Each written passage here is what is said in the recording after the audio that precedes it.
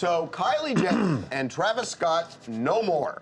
At least no more for now. They have gone their separate ways. It's no more. I'm telling you right now, it's no more. It is no more. I agree. It's no more. But they're calling it taking a break, we're told. But come on. The old we're on a break. Broke the story late yesterday. Yep. And, you know, there was some hint of this at Justin Bieber's wedding. Yeah. Because Kylie showed up and Stormy showed up and Travis didn't. Travis was not there and Kylie was having a grand old time. But yeah, no Travis there was definitely a sign. Now she was dancing with Jaden Smith. Nothing there. We're told it's not about Jaden. The break that they're on was started several weeks ago. Yeah, we know it's been several weeks, and this isn't the first time we're told that they've taken a break. In the past, they've always gotten back together. That remains to be seen here.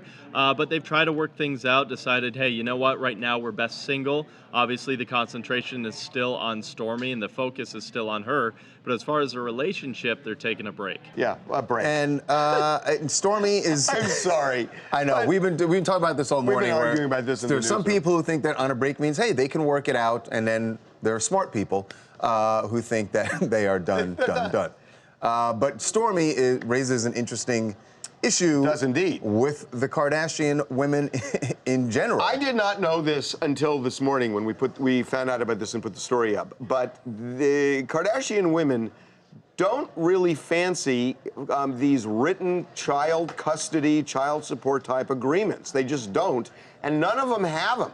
So with Kylie, we did some checking, and it's pretty fresh, so you wouldn't have it now. Right. But she didn't go in for any kind of a custody order. This is something people do, especially when people have means, that you want to make sure you lock down exactly, you know, who gets the kid when, what the ground rules are, because you want to avoid these big problems down the road. And the case you're talking about, like, you would think that Khloe and Tristan would have had something like that. Especially because that didn't end well. Right. And so you would think... And there was a major sign of trouble before they eventually broke up. So you would think that either before or after, Khloe would go in and get some kind of custody agreement because she seems to have the kid a lot more than he does. Right. She didn't get one.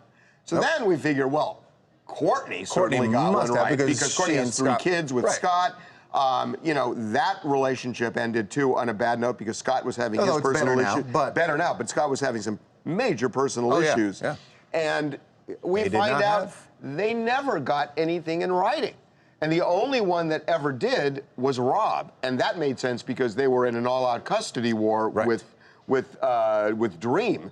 But he's the only one. But the women have not gotten custody agreements. I just find that interesting. And it's worked out so far for them, but that is weird. Correct me if I'm wrong, but I feel like a lot of the times when these agreements are made, it's someone who isn't worth millions of dollars and maybe someone who relies on a child support check or something like that. I think this is a unique situation where these women are extremely wealthy, their husbands or their former partners.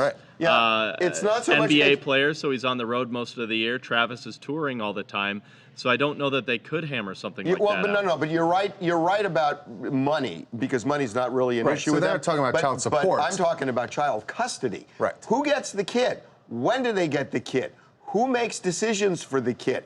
Who gets the kid on holidays? What are the visitation rights? I mean, there are a lot of basic things that should be worked out. And look, a lot of people will say, well, look, if they all agree that they're just going to keep the child's best interest at heart, then it shouldn't be a problem. No. But that's now. Yeah, and that's now. Your point as a lawyer is that you don't know down the road how people are going to feel, and that's why you do get something you get it when you're getting along, because then both parties tend to be way more reasonable than when you're fighting. So that may be a cautionary tale for everybody watching. I'm serious, that if you're in a situation like this, get it earlier rather than when it becomes a problem. Hi, Nadia from New York. Hi, Nadia. Hi, Nadia. Hi, how are you guys? We are good. How are you? I'm a big fan of you, Harvey. It's so dope to have this opportunity. Well, thank you. So what about Kylie? What about Travis? To be honest, I've been looking at their situation. It's been over a couple months, it looks like. But I'm on Travis's side. I think the baby is Tyga's baby. Honestly, I don't think it's Travis' baby. Oh, that old rumor. No, it's not Tyga's baby. It's not Tyga's baby.